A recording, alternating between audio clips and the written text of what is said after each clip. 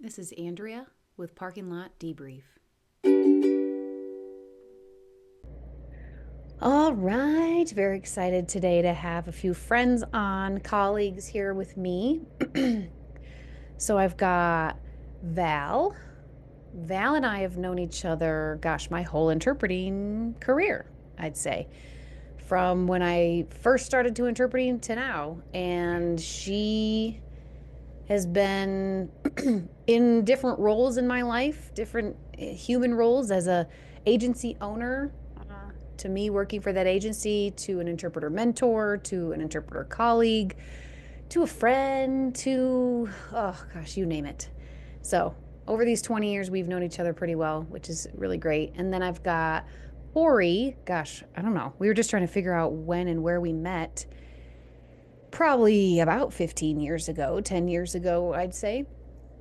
Probably at some conference that I can't even think of. And we've been in touch since, working together here and there. So today, when I thought about healthcare, interpreting in the medical field, anything related with deaf folks in this area, I thought of you two.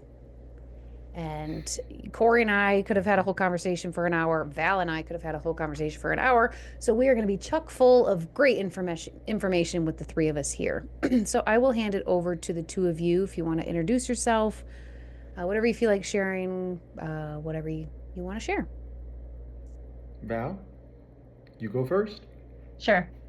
I'm Val, and I live here in Southwest Michigan.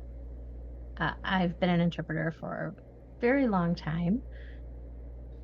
Right now, my primary focus is medical interpreting, but leading up to that, and way back when I started in educational interpreting. I've done freelance. I did auto show interpreting for a really long time. I really enjoyed doing automotive interpreting.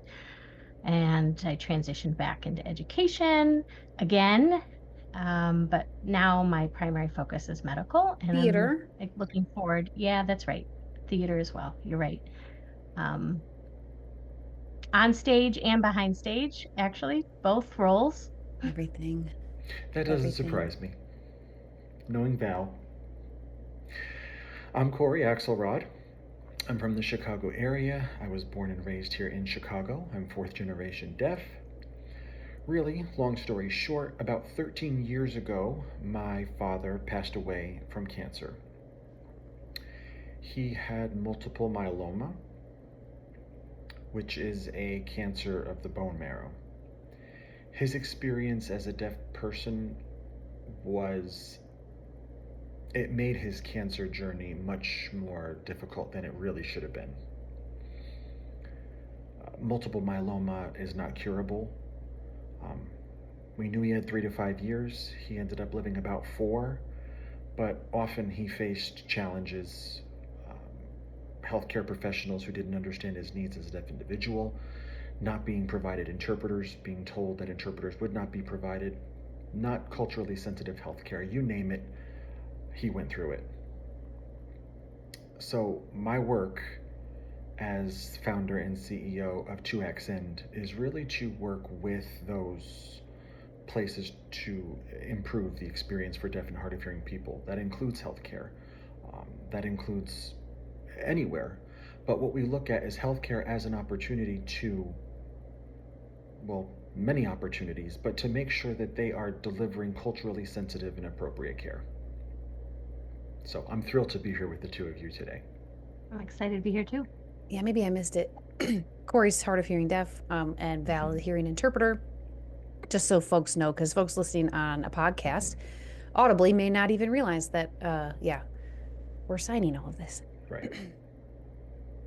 So yeah, that's a Appreciate that. good segue on why we're passionate about this. Interpreting in the healthcare setting. In terms of the job, absolutely, but you want to do things right by the patient. You want to approach situations correctly. You want to deal with the system. So I guess I'll ask you both individually. Corey kind of touched on a little bit about why it matters to you as a deaf person from all the Mm-hmm. experiences you've had yourself and with your family. Yes. My response to that is I think it's important to recognize that every individual has their experiences are different based on levels of hearing, based on communication preferences and needs. My father was profoundly deaf.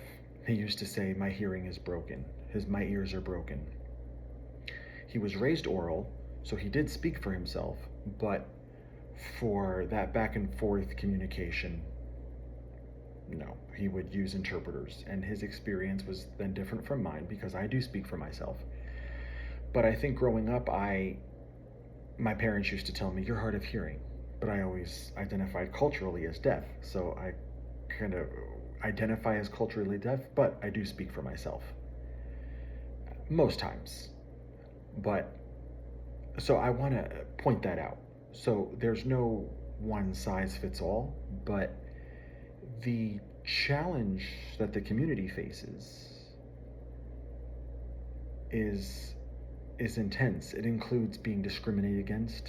It includes not being understood, the needs of our community.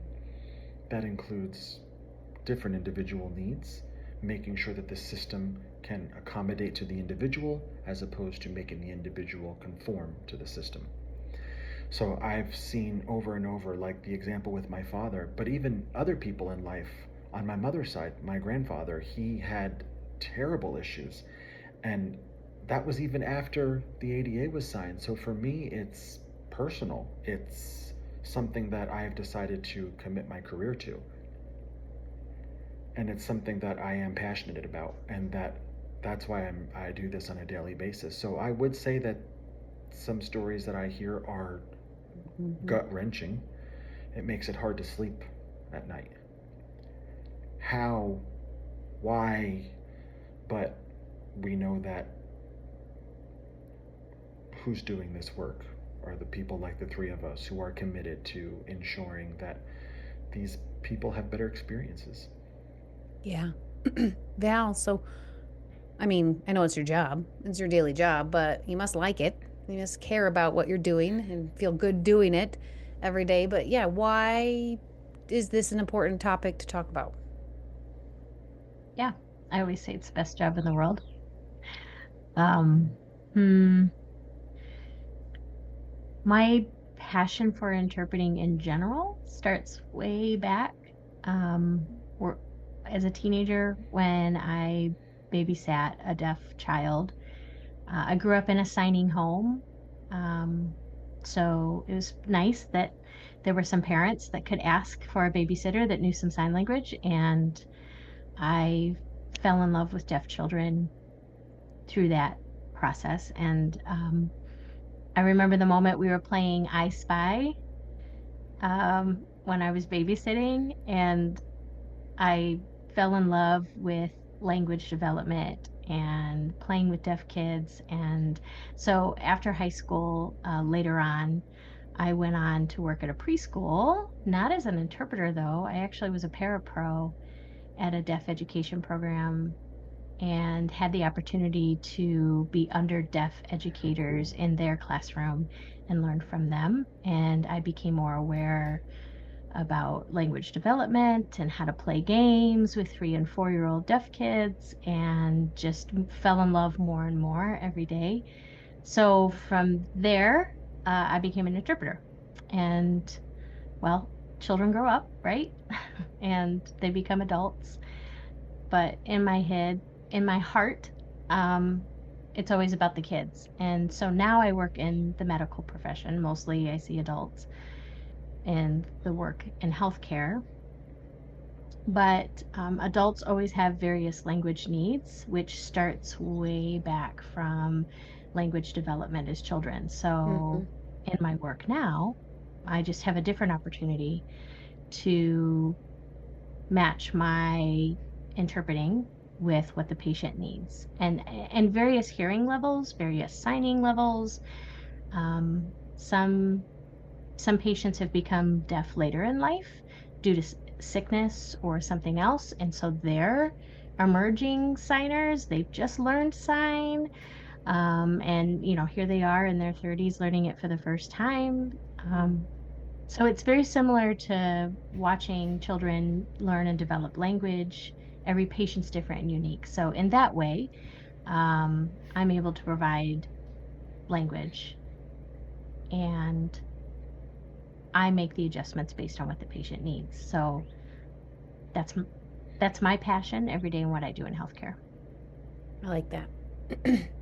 Often interpreters are not in staff positions for medical. Often freelance folks are going into these places. Agencies are assigning you to go do that one-off medical job and leave. Pros and cons to all of that, absolutely.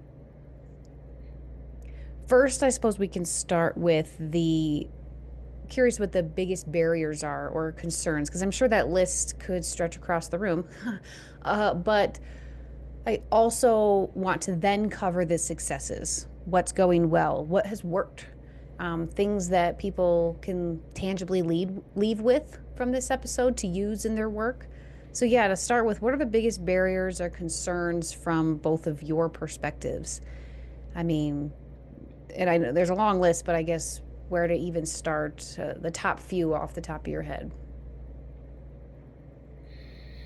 Great question. And I mean, with barriers of knowledge, barriers of skill, the Yeah. system, where do we start? Yeah. I mean, there are so many. I think we can break it down to KSA: knowledge, skills, attitude.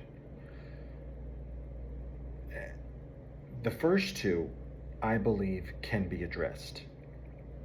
You absolutely can get the Yeah. skills, you can acquire the knowledge, the right knowledge. Yes, that is something that my company 2XN is committed to providing through various trainings, conferences, And this things like is that. to, To interpret, yes, to interpreters, to also we have different conferences uh, for particular areas: legal, healthcare, mental health, um, interpreting for deaf professionals, and also we have conferences and conversations, regular conversations with healthcare organizations and administrators and managers. So again, drawing on multiple perspectives, and I think that interpreters, specifically and really just generally speaking, the attitude part, yeah.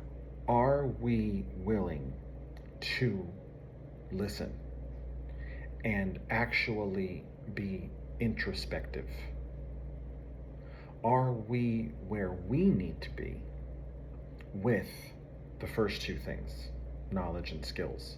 And are we committed to individual engagement? I think there's a lot of ways to address, say, biases, our power, our privilege, and that's where the attitude part comes in. So I think a lot of the attitude needs to be addressed, and at the same time, skills and knowledge are equally important as well.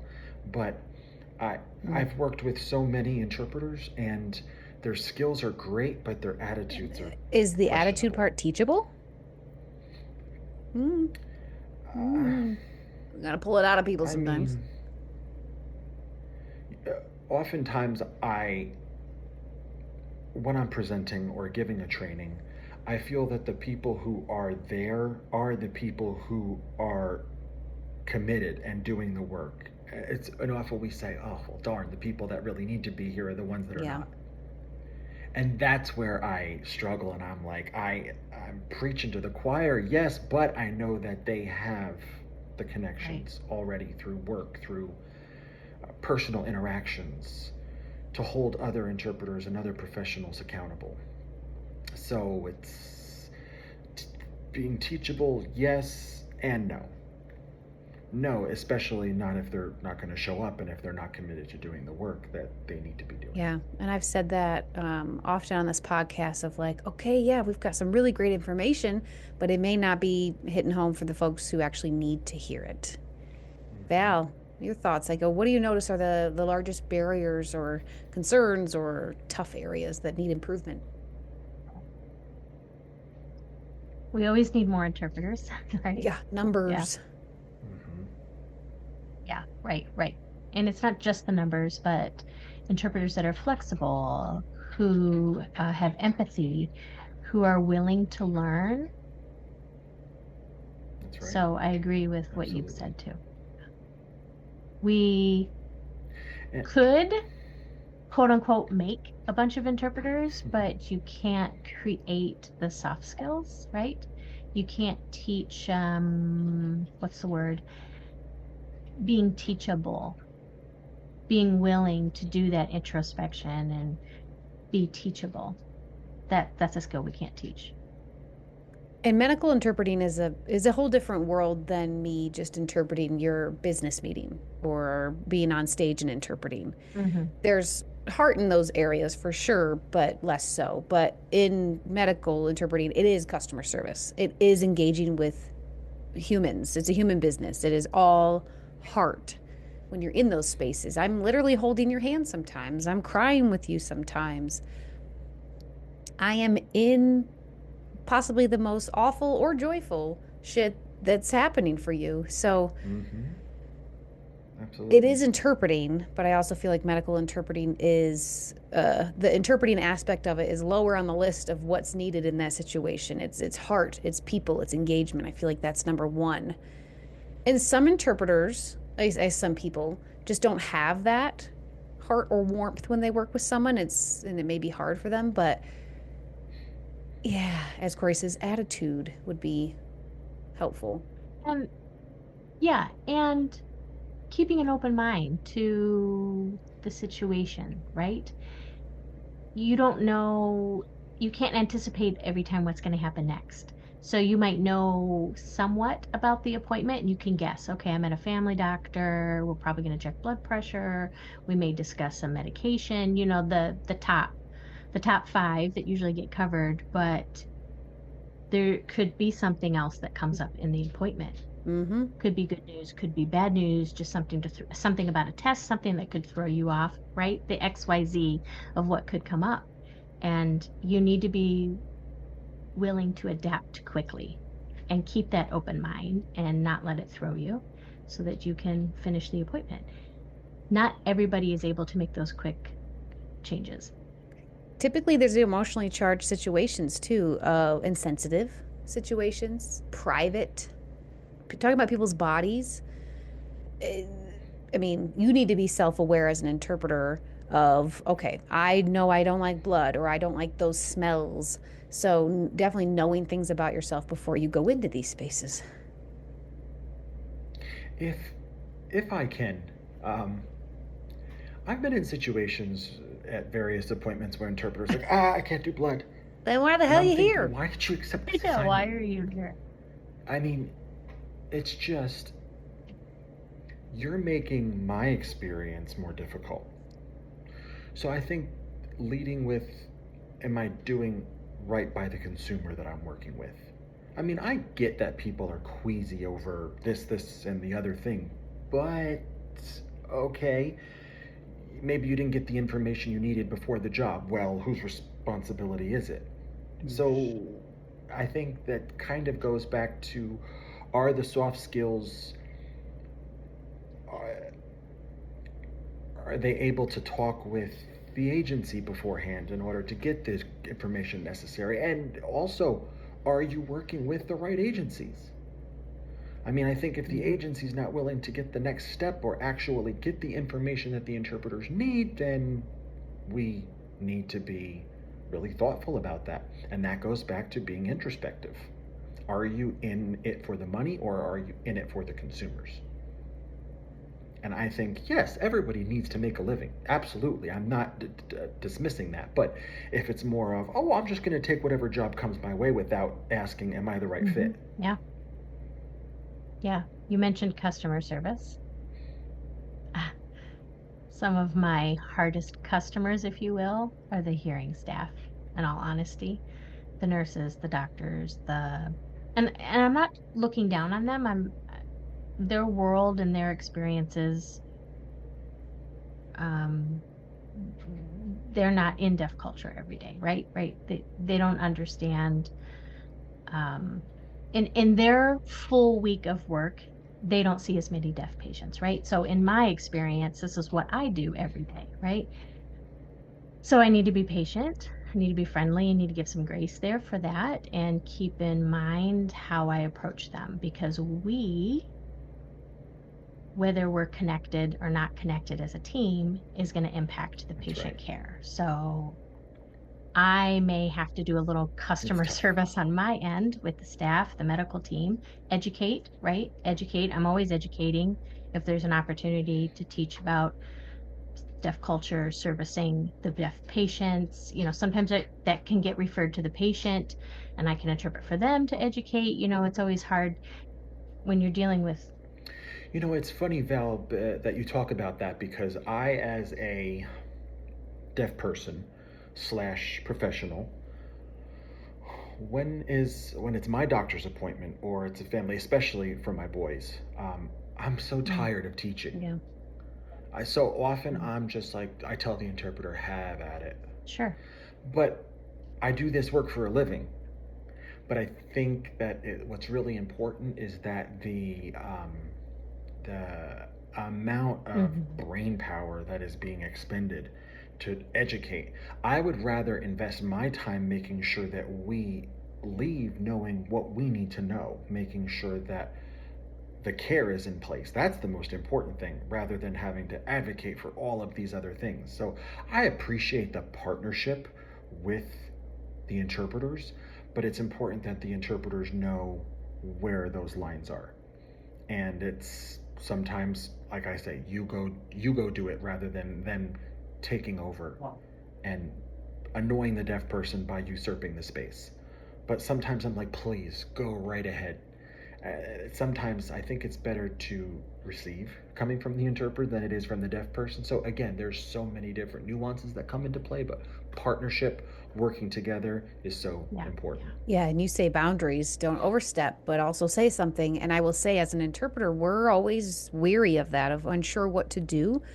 But I always emphasize to folks, just ask, be transparent. Do you want me to say something right Mm-hmm. now? Do you not want me to? Mm-hmm. Just ask folks. I think it's that simple.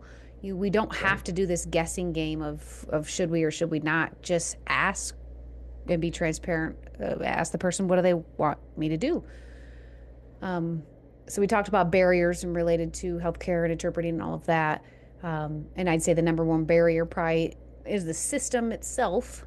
And then, yeah, the hearing folks we work with, I know we'll put the blame there, but I don't know, the nurses, the doctors, sometimes, yeah, it is their fault, but I say most of the time it's just blatant ignorance or just lack of exposure and just lack of knowledge. Exposure. There's no They've never exposure. seen this before. They've never experienced this before. And they just don't know what to Mm-hmm. do. And I'm Corey and Val. I'm sure you're feeling the same. Corey's tired of it, and we are as well. But this is your everyday life. This is my 9 to 5 per se. So it's a totally different lens. But if I feel tired of this, well, then shit, you're tired. I'm sure. So yeah, that I like that you say that partnership, and it takes a certain amount of years and experience and moments of error to truly learn that boundary. Like you're saying, it's a nuance, it's a dance between all of the parties involved Yes, it is. of how to figure that out. And yeah, You mentioned the system. So often that conversation needs to begin at the top in negotiations. That table. Does that table have deaf right, patients, deaf Corey. community members? Are they involved? Typically, they're not. Typically, they're not at that table. So that's important to keep in mind. And when there is opportunity to invite them, to bring them to the table at the negotiating table, when we're talking contracts, when we're talking service changes, terms and conditions, to get the patient perspective on those services. We just have to do that. I think that one of the reasons why the organizations that we work with, we emphasize, healthcare organizations, we emphasize setting up a deaf and hard of hearing PFAC, Patient Family Advisory Council, where they actually are involved in the development, the training, the recommendations for policy, procedures, they are the ones that are actually experiencing this and receiving the healthcare services from that particular healthcare Mm-hmm. organization. So the more involved the end users are, the better it is. So I agree with that point, Val. They have to be in. They have to be in the space Well, to and that have the leads to the talks. next That's so question here critical. of currently what are you both working on? And I know you are involved in the PFAC yourself, Corey. I know you're Mm-hmm. involved with that. Deaf people advising hospital systems and whatnot. Is that a common thing to see out there? No. Yeah, it's probably pretty rare. I mean, who else has one?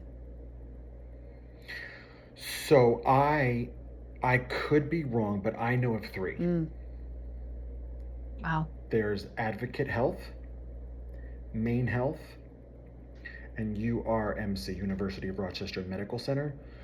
Mm. Rochester's not surprising. It's massive deaf population there. Maine's is awesome, and the Advocate focuses on Illinois and Wisconsin, and they're going to be looking at because the organizations merged so that they could look at how to serve patients at the enterprise level. So that's a conversation that we're currently having, trying to figure out what the appropriate approach is, who the correct individuals are to pull in to make that happen. So, Advocate Health, I'm working with right now for almost 5 years. So it's a great experience, but for them, it's not only about, oh, we're going to be just pulling in people to get them together to talk and have this conversation. It's actually, yeah. can we drive change? And we've actually had a lot of over as I reflect. I mean, I've worked with the organization for almost 5 years, but then the PFAC for about three, and the amount of change that we have made, I'm like, wow. But that system wants to hear from you. Yeah, absolutely, yes, yes. And I, I was gonna say, yeah, what Val, were you saying? I'm sure your system probably does not have an advisory council with deaf folks advising. Deaf, no. Yeah. I mean, do you as a staff member have any influence to provide feedback that would actually make change? So we do have a PFAC, in general, and Hmm. we do have someone who is deaf on the general PFAC, but not a deaf PFAC, no. So, but that Good, would be nice to have. good. Yeah, that would be very helpful. Interestingly enough, though, when I was hired, their feedback initially came to me and I was told, hey, we've got a person, and they gave me their feedback and comments, and I was like, this is awesome. Yes, yes, yes, their comments are perfect. I'm hearing they're deaf. We need their deaf patient perspective. So I totally agree with them and agree with what they're saying. And it was a new experience for everybody in the group and in the panel, and it was just really nice to have them involved in the committee. And some of the feedback they gave us, we were able to make some changes about communication in the chart and how we put the patient's communication in the chart. So their feedback was very helpful. My department is awesome. I've been lucky to have a great team to work with. I've learned a lot. We've made changes along the way. It's a slow process. It doesn't Mm-hmm. happen overnight. Yeah. I've been there That. 5 years now. Oh wow. Yeah, yeah, slow and steady. Val, I'm curious. Are you language services? Which umbrella does it fall under? Is Mm-hmm. it patient It's under the experience or equity, equity? community health and equity. Yeah. And I think that that's really critical of where the language Mm-hmm. services are under. If it's under, say, HR, which it really should not be, um, if Exactly. it's patient facing, but population health, equity, diversity, accessibility, um, or DEI. So those types of patient experience, yeah. As long as you have appropriate knowledge and the commitment, that's what's key. You can really go far. But I have seen instances where the appropriate structure is in place, but they don't have the appropriate knowledge within the structure. Oh boy. Ripple effect, yeah. Yeah, it's and that may be skills with specific populations, but not any sort of adeptness with deaf and hard of hearing populations. Like, for example, spoken language agencies. Um, they don't know, and often they don't know what they don't know, and that has a detrimental impact on the interpreters and on the consumers, and everyone in the room. Yeah. Well, and you two have the privilege of being able to be within the system and maybe talk directly with the people in that system, people who are kind of up in the chain of the system. I, as a freelance interpreter or freelance folks, are just talking with the agency. And we legit have like zero power of saying, okay, this is not working or whatnot. And we can tell the agency, which hopefully then will maybe be able to talk with the hospital, but that's a long chain of communication that probably won't make much effective change in the end. So, yeah, I just feel a little bit more disconnected or powerless as a freelance interpreter in these such settings. Give me an example, Andrea, for those who are watching or listening here. What type of what examples do you mean? I mean, I can think about a list of them, but can you give me some? Yeah, I guess this patient needs a CDI. Maybe, Mm-hmm. oh, I don't even know. As a child and I'm not a match, or gosh, yeah, CDI is the one that's top of mind. Well, no, good. Let's talk about CDIs then, because I think that that's thinking about how agencies are set up. You have maybe you have nonprofits, businesses, but who are the people on the front lines? Who are interacting with the clients and the interpreters? Are they aware? Sometimes. I mean, yeah, I think that it's going to depend on who's owning and running the agency and their level of knowledge and how that actually bleeds down into the agency. Um, we have some that are very knowledgeable and can provide the communication then to the other stakeholders, and then you have some others who know absolutely nothing or very little. So I struggle with, should we have an interpreter in those roles? But then, like Val mentioned just before, we don't Mm-hmm. have enough interpreters. So, I, but I definitely think deaf people need to be in those positions because they Yeah. have that gut experience.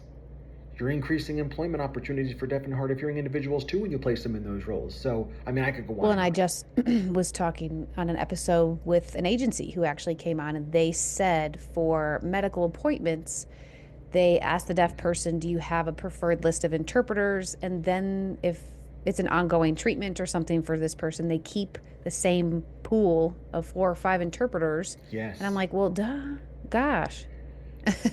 But that doesn't happen often. Like larger hospital systems, it right? It can. can It and can it happen. should. But yeah, those one-off agencies or jobs, they'll just if someone's going through treatment for a long time, why not keep the same handful of interpreters who can rotate through those appointments? Oh, it just seems the right thing. Makes sense. That's what how it went with my dad. My dad had a team. He actually had like one primary interpreter, but then we had some others who could show up on an as needed basis. Like, for example, the primary interpreter wasn't contracted with, say, that agency that was providing services to that particular hospital. So then it kind of became a little bit more complex, uh, where, ethics and decision making, I'm not going to work with that agency, which I completely understand. I'm not going to scold an interpreter for not wanting to work with a particular agency. I mean, you're actually standing up for the deaf community when you do that. So, but it's just a lot of context behind that. Uh, but it was just, it can be done. It can be done. Yeah. It can be. So typically, when interpreters are in the ITP, they're at a student level. They scare the hell out of these students to even think of touching medical. Don't you even dare, newbies. You're going to kill someone. Don't you go close. So, thoughts about obviously not day one, the minute you graduate, you're going to step into a surgery, nothing like that. But like within a few years of your career, again, caveat, obviously, if it's a life or death situation, obviously you have to be careful with that. But I'm thinking, I often find medical sometimes can be a place of being able, you can pause the conversation and say, what does that mean? Do you mind drawing a picture? Do you have a diagram? Well, what did you mean? You can turn it into consecutive interpreting of getting the full message, ensuring that both parties are understood and you don't have to do it simultaneously. I feel like it's a place that you can slow down the conversation for clarity. But again, there's a lot of people who don't know what they don't know if they're newbies, which could then go awry. But my question is, when should someone feel ready to step into that space and interpret in medical situations? I know it's nearly impossible to answer. Am I ready? Right, I mean, on a daily basis? right. I mean, take some training for sure. Learn some stuff first. I think the one positive with being on staff, well, I should just speak for myself and my situation as a staff medical interpreter. Um, I'm able to go with, per se, newer interpreters, or and we have had the situation before where the interpreter themselves was very experienced. They'd been in the profession for a long time, but they had not been in the medical setting for interpreting. So we had a serious situation that had come up, and I asked them, are you familiar with this? They were not. And I said, okay, no problem. I'll go with you. So we went together.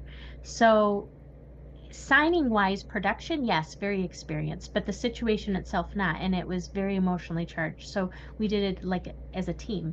And you can't always have that, but that is one positive to being a staff interpreter, is you're able to be the team then.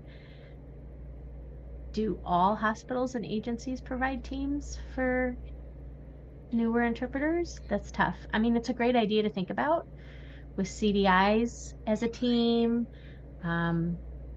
providing that team for a little while until the newer interpreter feels comfortable to go on their own, and then you can go team with somebody else. So I like that. I, I've thought a lot about new interpreters, and I think for your comment, Val, when you were talking about working with little kids, like young children, and too often I see new interpreters graduate from the ITP and they are interpreting for those little kids, and I'm like, yeah. you're becoming their language model. And no. So where should they go? Where should new interpreters start their career? Well, I think about, for example, doctors. When they graduate, they then become a resident, where they are working, but they're under supervision. The same principles should apply to interpreters. I think education, medical, and legal, those are the three. Those are high stakes. Yes, there's other high stakes situations, but you should have your best interpreters in those three spaces. But, I mean, like in my father's case, his journey was pre-licensure law here in Illinois, part of it. Well, actually, some parts of it. But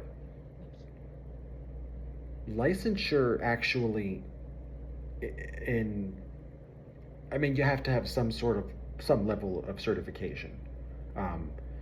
The specific types of interpretations, maybe not to interpret in medical, but that goes back to skill. What skills do you have? What knowledge do you have?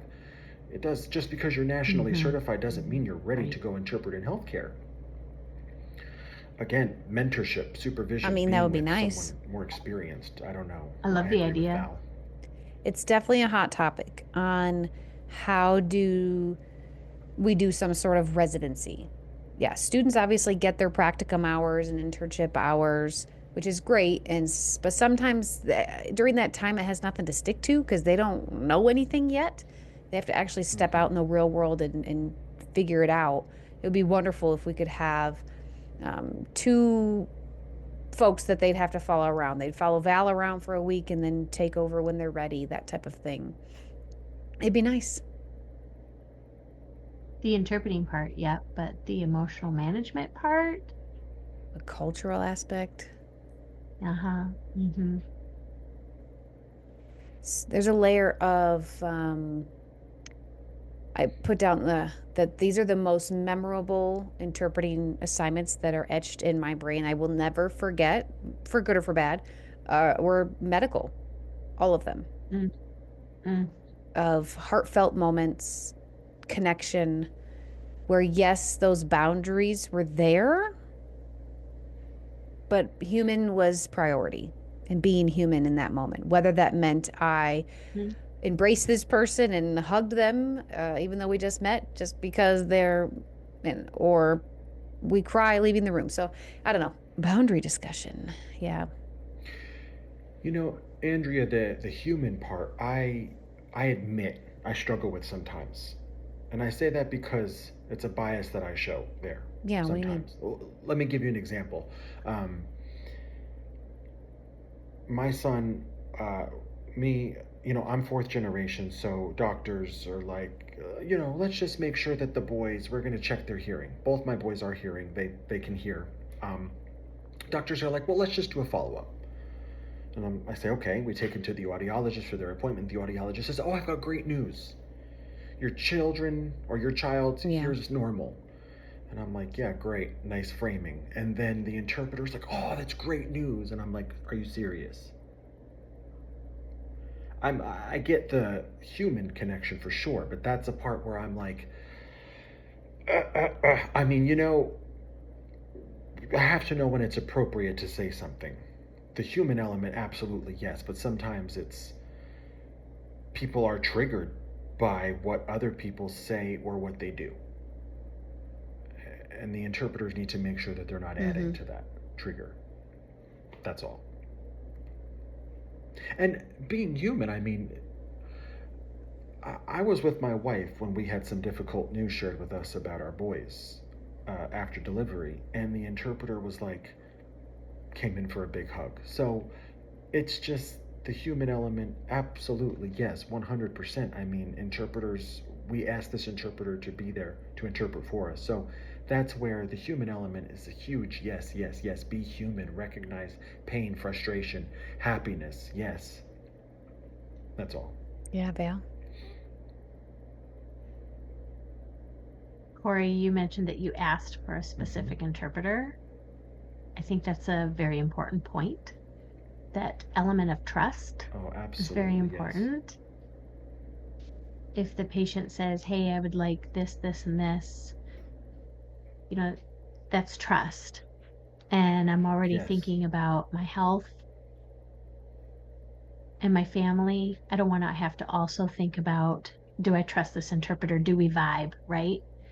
I want to know, hey, we're good. Let's go on with the appointment and that not have to be a stressor. So good point.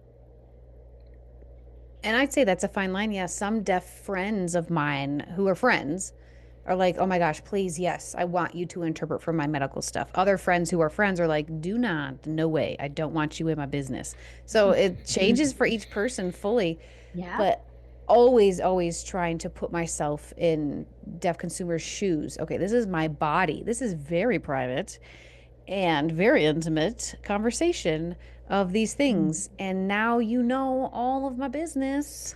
It's all out there. Yeah. It's sometimes I don't know if it's appropriate approach, but sometimes I then share a little bit about my business with folks in those moments, just to, if it feels appropriate, if everything is fine with the conversation there, but just because it feels unfair as the interpreter, I get to be all up in your business and y'all don't get to be in my business, in my life, and know some stuff. So yeah, it can get tough. That's the trust, Yeah. the vibe. I like that word that Val used earlier, the vibe. It's just, I will have several interpreters that I work with who may specialize in one particular area or another, and I'm like, this one doesn't go to this place, and this one doesn't go here. Sometimes, yeah, I can put them in different places. You know what I'm sharing with the interpreters. It And it's important varies. for interpreters. Yeah, it's It's a important for challenge. interpreters to know that and not feel offended by those decisions. Well, I'm a good interpreter. Why wouldn't you pick me? Girl, you're not a fit for everything, and you're not supposed to be. So, yeah, It's fine. yeah, just that mutual respect. Yeah. I've had doctors' offices call me. Well, the receptionist, the secretary calls, because they usually make the appointment and they'll call and say, hey, the patient said they don't want you at the appointment as the interpreter, which is fine. No problem. We'll refer it to Mhm. the agency and get There a you different go. interpreter. I would rather know their preference and then not show up and otherwise it'd be awkward. Yeah, and sometimes you're just not the right fit. Sometimes it's, it could be anything. I think and I think about how much training interpreters get about the deaf community. But it's not the same in the other direction. The deaf community doesn't get the training about how to work with interpreters. So often we'll see, someone say, oh, he's a terrible interpreter. I'm like, what are you talking about? That's a great interpreter. It just might not have been the right fit. So the framing from the deaf community is different. Sometimes, yes, there are instances where the interpreter is rightfully criticized. How the heck did you get into this profession? How did you get certified? Totally. I'm not saying that all Hmm. interpreters are amazing, because the unfortunate reality is that not every interpreter is great. But yes, sometimes it's just you're not the right fit. It's Man, it's simple as fine. that. It's just this is not working for me, Yep. and that's Yep. okay. I've heard comments like, this interpreter is great. I can lip read them very well. This interpreter, they sign great, but I really depend on lip reading and I don't get good lip reading from them. I mean, that's great feedback. That doesn't mean they're a bad interpreter. They just need something different. They need a different style. So that's valuable feedback. Yeah, and it takes time. I mean, I get that's also mental work for Hmm. the deaf consumer as well. Yeah. And it's yeah, and again, deaf consumers don't always fully know. I was just having a conversation with another medical interpreter. This was recently.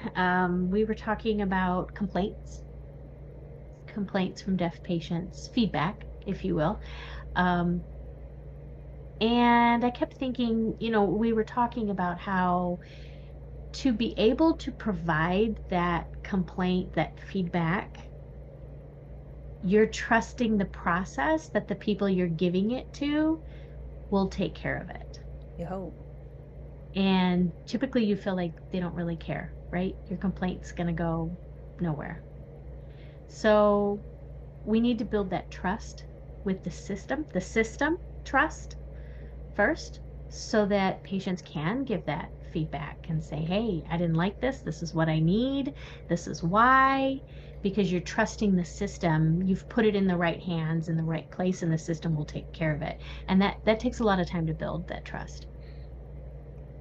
Yeah, I wish, I mean, we that system could maybe then have to give that information to the agency, to the interpreter, to the interpreter, to the agency. It's a long line and long process in communication among folks. And sadly, I feel like almost sometimes we go back to square one. I'm like, okay, one, do they provide an interpreter? You will provide an interpreter. Okay, cool. And then what can we then ask for? But sometimes I feel like that's a win, a tiny win, which gosh, it should be an automatic at this point to have an interpreter so we can worry about all the other things. But so wondering your view on video remote interpreting, VRI, the tablets, just because it's a technology has come up, the hospitals use it, deaf people don't like it. So then they stopped using it, but wait, technology's gotten better, so maybe we do like it. So I suppose, what have you noticed? Is there some people like it because it means that they don't have to see their local interpreters who's in their business. They get to have interpreters from afar, which feels better for them. I guess just curious what you noticed with VRI. The VRI on the on a tablet that gets rolled around. I mean, sometimes we get to see patients on Zoom and stuff like that, but I'm talking about the actual VRI. A lot of thoughts Yeah. about VRI. Um, Really, it's layered. Yes, there is a stigma from the deaf community uh, against VRI. I've used VRI myself. I've had positive experiences, but I've also had challenging experiences. But again, remember, before I say this, I'm only speaking for myself, so this is just one part of the equation. But I mean, long story short, my second son, had open heart surgery when he was 6 days old. He was born April 1st, 2020, right Mm. in the thick of COVID. So masks made it very challenging, and I was more reliant on interpreters at that time. I did speak for myself still. We had one interpreter throughout the entirety for 36 days. I mean, we had to get through the system. We had this interpreter every day. We talked about things beforehand, what our plan was going to be. We got that all worked out. But there were days where we did have to rely on VRI. And the challenge often was when the healthcare system, I mean, not understanding how to use the technology. The providers, the nurses, the doctors, they didn't even understand Mm. where to place it. So then I had to be take the extra burden upon myself to maneuver the thing around the room. But there were also situations where the interpreter was like, "Oh, I'm sorry, I can't hear. Sorry." And I'm like, just because you are virtual does not mean that the role of the interpreter changes. So that's where I'm like, hey, the interpreter can't hear you. The interpreter doesn't understand you. And that's where I think it's Mm. VRI is the issue, or is that particular interpreter the issue?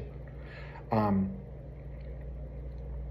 and I've also seen situations where the technology just fails, or it's put in situations where it should not be used, just period.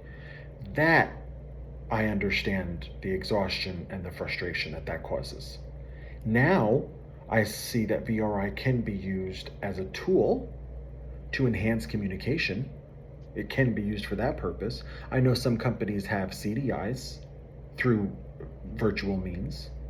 So if we explore the uses of VRI that are designed from a deaf user experience, it can be more positive.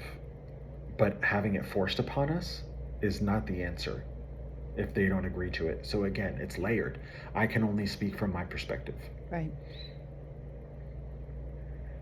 I don't know. Do you notice anything, Val, of more acceptance or a bit more resistance? Some appointments are quick, right? So the deaf patient would prefer to get moving rather than to wait for the interpreter, like urgent care, right? They're fairly quick appointments. And so they might be there 45 minutes total. Typically, I'm just saying typically, you're usually in and out of urgent care pretty quick. So to wait for an interpreter to drive in, it could be an hour, it could be more when the patient knows they went there for quick care. So in those situations, I usually don't mind VRI. But then does the equipment work? That's exactly right. Our equipment is a fairly large screen. I'm not sure what other hospitals use and what size the screen is, but ours is a fairly large screen, and patients tend to appreciate the size. Um, yeah, I'll say the equipment though is shared for all language translation and interpreting. So in a given day, it's not just ASL VRI.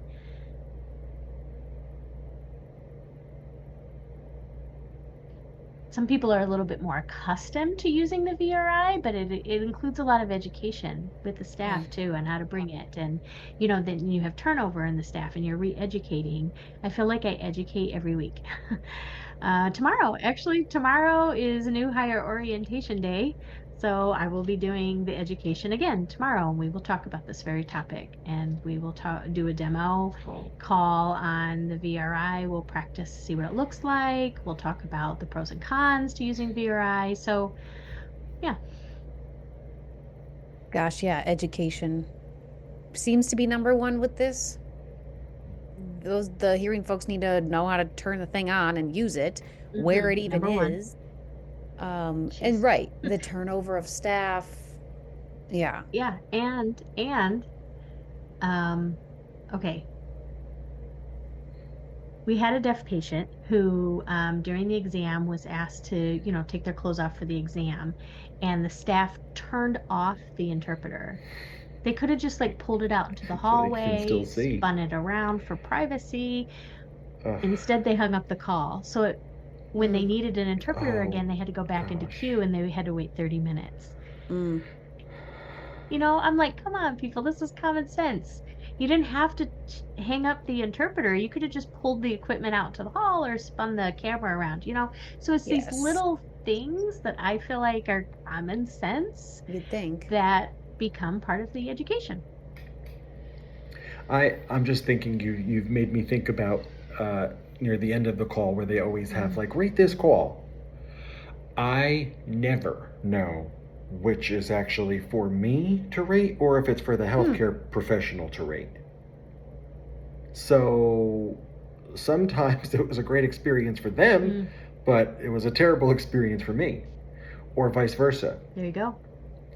Who's supposed to be putting all the numbers together? Is that actually an accurate reflection? Um, they might see all positive feedback because the team is the one selecting, 4 or 5 stars all the time. But the consumer, I mean, oftentimes deaf people will talk amongst each other, not to the healthcare team, so that information just gets lost. So, Yeah. You mentioned the end of the call, but like at the beginning of the call, I've started a new higher orientation, which again is happening tomorrow. And I will say this again at the beginning of the call, leave a little, oh, sorry, a visitor, my dog. Um, give a little bit of time for the patient and the staff, the VRI staff member. Give the interpreter and the patient a minute to chat on screen Mhm. to make sure they're a language match, introduce themselves, get a quick background, what's happening, maybe give some contextual information about the appointment, and then proceed with the appointment. That's very important to set up the call when the call is made. The education piece of all folks involved, typically I'm saying the hearing staff, Who's here? Who's here in the room? right? Who the interpreter is, which company they're under, and I'm not going to say all, Mm, but there are some language lines or all language folks who have added ASL to the end of their list that they don't know anything about, and they think it's just interpreting. It's just we're just a little robot that floats through this machine and does the job. But maybe someone has an in-house VRI or a agency VRI that may be more custom and be able to say, hold on, time out. This is not a great match. We need to turn this off. You need an in-person interpreter and mm, kind of have that control. So I think that's important. mhm, I like you mentioned, Corey, the word tool. It is a tool to be used versus the only solution, the only option, and say, look at this, we're good now, right? But it is a tool that can help in certain situations. mm. Yeah, we can wrap up. Any wins? What have you noticed in terms of what's working great? Things that have gotten better, or I don't know, any wins or positive things?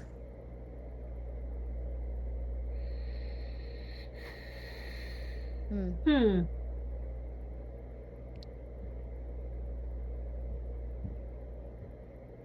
I will admit it's tough to say that given today's Yeah. political climate. Um, but what I am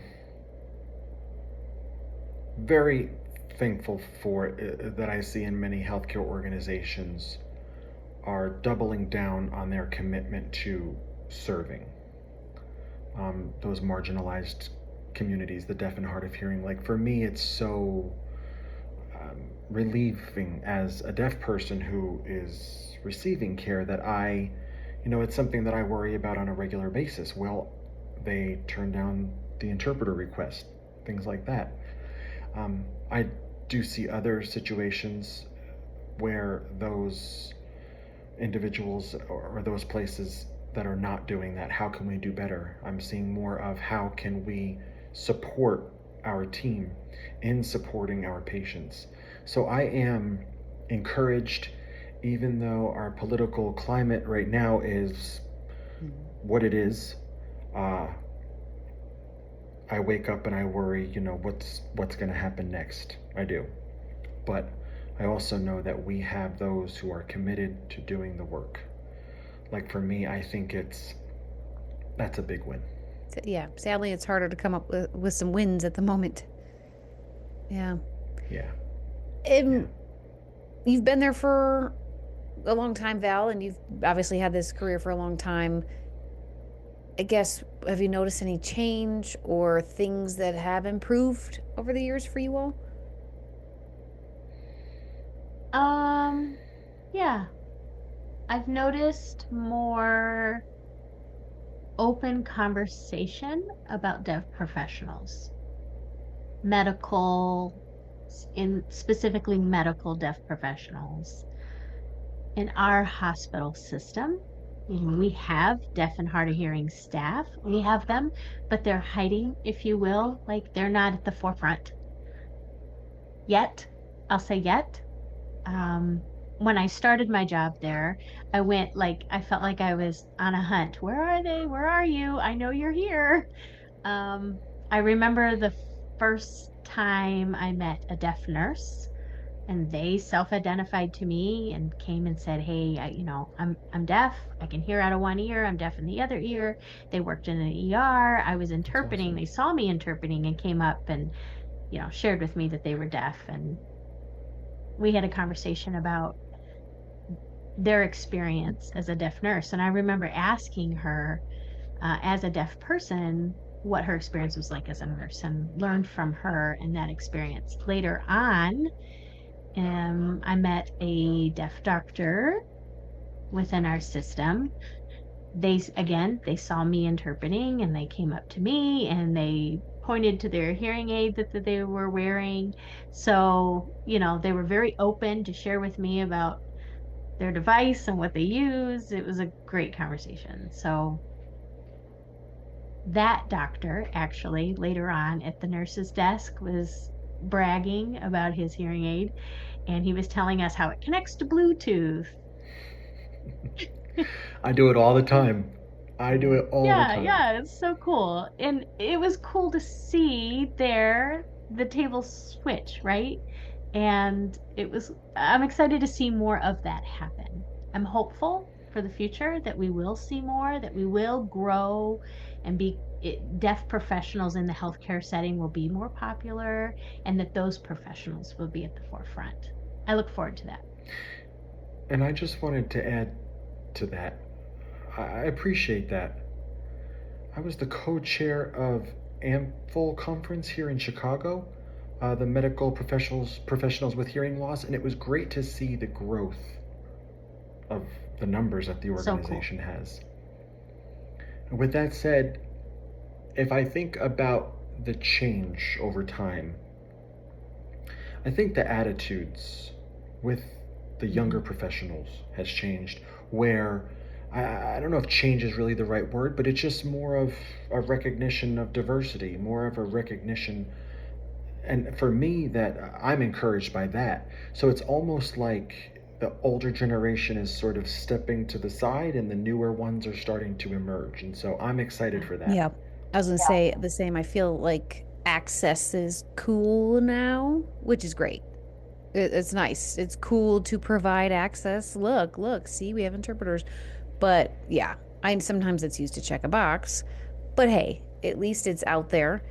Um, I would imagine years of lawsuits has gotten us to this point where maybe folks have woken up a little bit. And yeah, I noticed that as well, a generational change of open-mindedness, just open hearts, people willing to listen to others. Yeah.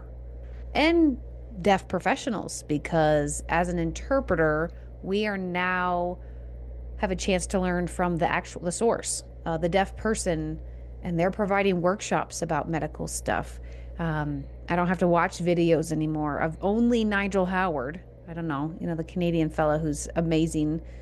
But that was the He's one guy awesome. we would watch. But now there's deaf doctors, deaf nurses,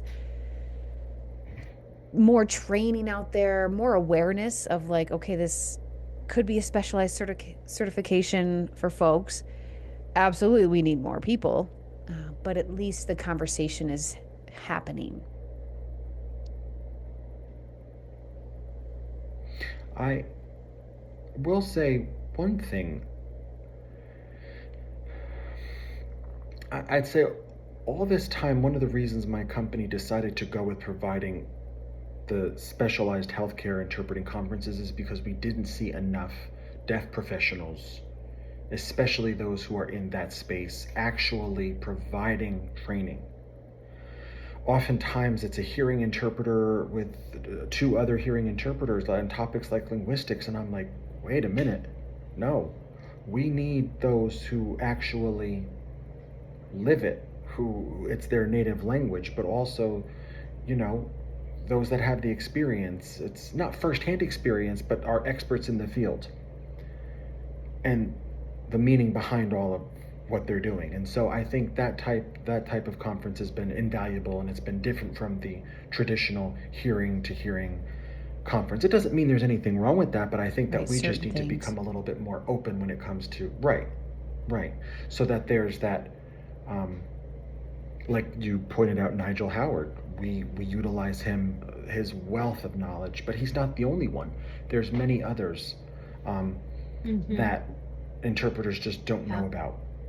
So those gems, they see the same ones over and over again, and some are so well known, and deaf people can leverage their expertise and their knowledge, and you'll all become better interpreters And as we've a said it result. over again that the interpreters in this field, I feel like, are falling behind. Deaf people are getting their law degree. They're becoming doctors. They've got multiple PhDs, and we are practicing profession that are just generalists. And typically, we generally know a lot about, or a little bit about a lot, but not a lot about one thing. And I might not be an expert in your degree, and I'm interpreting your doctor residency. And man, that is tough. That's one of the reasons why this podcast came about, in hopes to kind of nudge folks, and just give the warning that we're falling behind. And deaf people are taking off, and interpreters are running behind, hoping to keep up in our work. Any last little tidbits you want to share about anything? Healthcare interpreting related, your company, your view and your experience, Val, anything.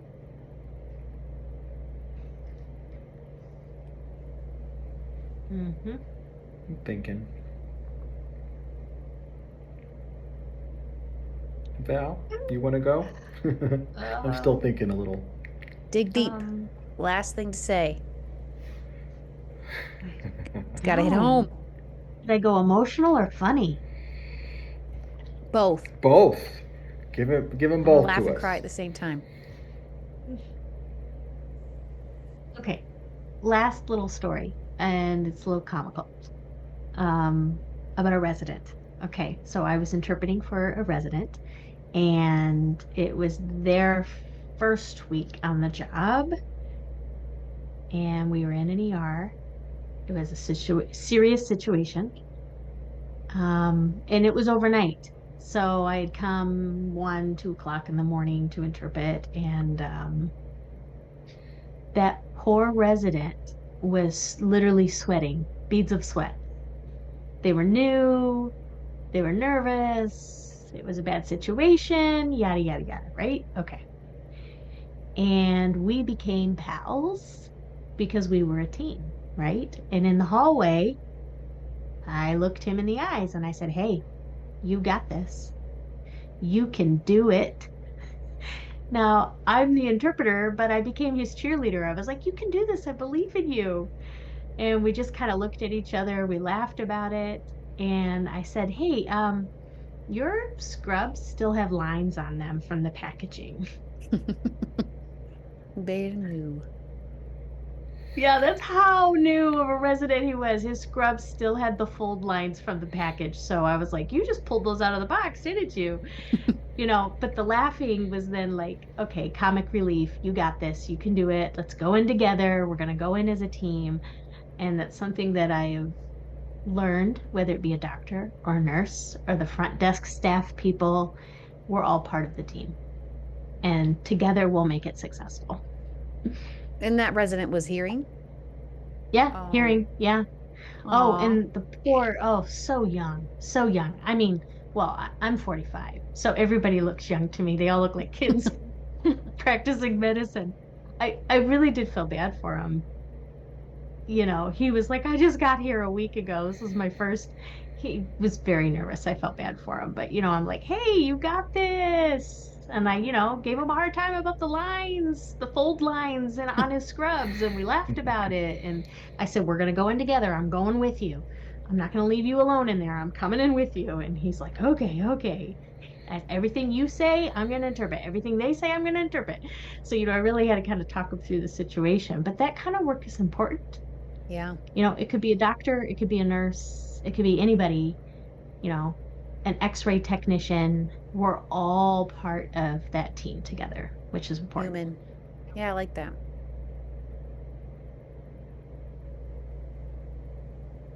I'm still thinking, but one thing that just occurred to me as Val was talking,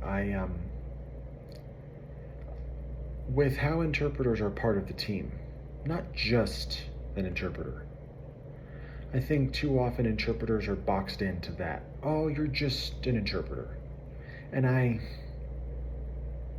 that doesn't work. You're much more than that. Now, I think with one caveat you have to make is that you need to be well positioned in that team. It's not like you are being invited to be on the team, but you have to look internally and ask yourself, am I a member of that team? And, feel the pulse of the room, feel the pulse of the team, and let them let you know if you're ready or not.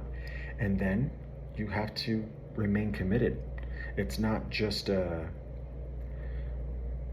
one and done. Oh, I made it. You have to accommodate all of the different situations that are going to come up, new treatments, new plans. You need to make sure that you're familiar with all of the array of things that you're going to be experiencing. So ongoing training. I love that. That's what I think about. Yeah. Part of the team, I'm trying to think of examples of I immediately thought of an example of maybe it's an inpatient. This person is deaf. They are the patient, but the parents are also deaf, or the partner or someone else is also deaf. And the hearing doctor comes in and starts talking. You can say, mom's going to be right back, or their wife's going to be right back. You can make those comments because maybe that patient is asleep or unable to communicate because they're drugged or whatnot. But like being part of the team in that way, it also made me think if you have a deaf person who's not conscious or kind of maybe had a stroke and can't move well, or they're limited in their language in some sort of way. My role in this moment is to say they're not getting it right now. Your message is not getting through no matter what I do. So you can proceed how you'd like, but legally, I'd try to drop the words, but say the things to ensure that it's clear that Mhm. what you're saying right now is not getting through, and that's my role as an interpreter to protect and ensure that this person is cared for and getting the point. Yeah. Yeah. Or from a group home, might be a group home staff. Yeah. I've had that before Yeah. where I've said, hey, the group home staff is in the parking lot. They're parking the van right now. If you could just hold a minute Yes. and wait for the staff, There you go. that protects the patient. Yeah. You're absolutely right. We need to make sure they're included because I know that the staff is in the parking lot right now. So if we could just hold up a minute. And it's also, I think about my grandmother, my hearing grandmother. She had surgery and she was woken up from anesthesia, and the doctors just barged into the room and started barking things at her. And she's hearing. Yeah. So you can imagine it's happening not only to deaf people, it's happening to hearing people. And if Hmm. it is happening to Yeah. hearing people, With then it's the definitely added happening to deaf added layer people. of complexity. Okay, we could go on and on. We need a part two. I know, we'll never I stop. love it. But okay, let's wrap it up. So then we can come back and talk more later. Seriously, but at the end, I always ask guests to spotlight a deaf organization, deaf business, so people can check that out. So, Val, who do you want to spotlight? Oh, here in Michigan, we have a deaf woodworker, and his company name is called Bear Wood Reclaimed. He does really cool woodwork from recycled materials that he collects. And then he Beautiful. makes beautiful tables and different Very types of cool. woodworking. His flooring is gorgeous. I've seen work that he's done and pictures. So you can find him on Facebook, Bear Wood Reclaimed. Awesome. Corey, Beautiful. I mean, your business, you can say. Um, well, actually, yes, to extent. But I also want to spotlight another organization too. I can go into ours a little bit, just like a nutshell. At To Extend, we're a deaf owned. We provide training that focuses on helping organizations and different industries improve the user experience for the deaf and hard of hearing individuals. So we do a lot of work with conferences so that many interpreters know about them, but we offer a lot more than just conferences and trainings. But I also wanted to spotlight AMFL that I mentioned a few minutes ago, Association of Medical Professionals with Hearing Losses. They have a ton of great things going on with healthcare, especially for emerging and current healthcare professionals who are deaf and hard of hearing. So I encourage you, please check them out. Know when their conferences are coming in 2026. When specifically, I don't know the dates, but I was co chair of a recent conference in Chicago, and it was really awesome to see the diversity within um, the profession itself of signing, non-signing, and really everyone coming together, and just it was awesome to see. So I'm very excited about what the organization is doing Growing. going I know forward. that. So cool. I love it. Yes. Thank you both so much. We just Thank scratched the you. Thank you for the surface. invite. Yes, there's so much more. Um, I have to put the in the description. This is very high level because we can't go into too much detail. But yeah, I appreciate your time, your Two wisdom. coming. Yes, ready for part Thank two. you. Thanks, y'all. Thank you. Love you both.